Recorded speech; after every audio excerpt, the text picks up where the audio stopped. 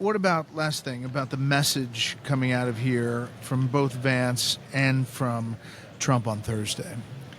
My sense is what you will see coming out of here as the run up to Chicago in a couple of weeks is you have a very united Republican Party around a conservative message, and you have a Democratic Party where you have one of the stalwarts who tried to impeach the President of the United States, Adam Schiff.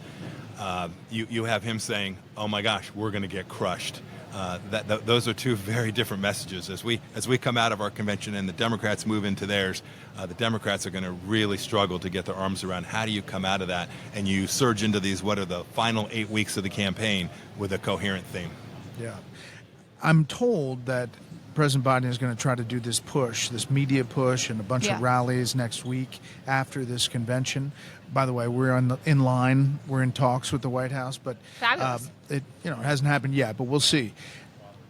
Is that a test? Do you think, Jessica, at the test at the end of next week, that suddenly, if he doesn't pass, the party goes, "Okay, let's start the process"?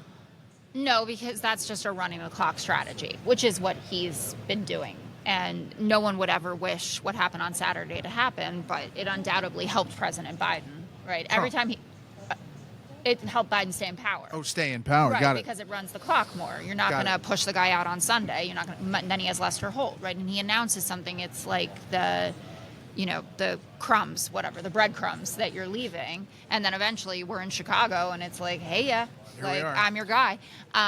So I understand what they're doing. And I also understand the people who are cautious about this. And I remain in that camp where it's risky on both sides of this decision. But I want him to do, and I say this all the time on the 5, I think he's really good, like off the cuff and talking to people. And when he has these little moments where he's unscripted, he says great stuff, and people like him, from the campaign in 2020 up through little interviews, like those comments that he was making about the secret to a healthy marriage, right? Talking about how beautiful he thinks his wife is. And, people like that, and they connect with that. And I just want him out as much as possible. I'd love to see him on Fox. A lot of his supporters some people watch like Fox. that, but some people, like the media handlers, are stone cold white, watching, like, I know, they're biting their afraid for their nails, lives. as he calls Kamala Harris Vice President Trump. Jessica and I agree. It's a unity ticket. I agree, Jessica. I'd like to have him out there a lot too. Totally unscripted.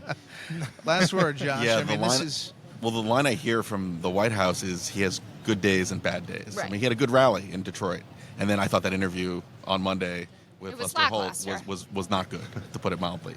If that's the process, it's like that's what's leading to this sort of sclerosis, and they can't make a decision, and he's not going anywhere.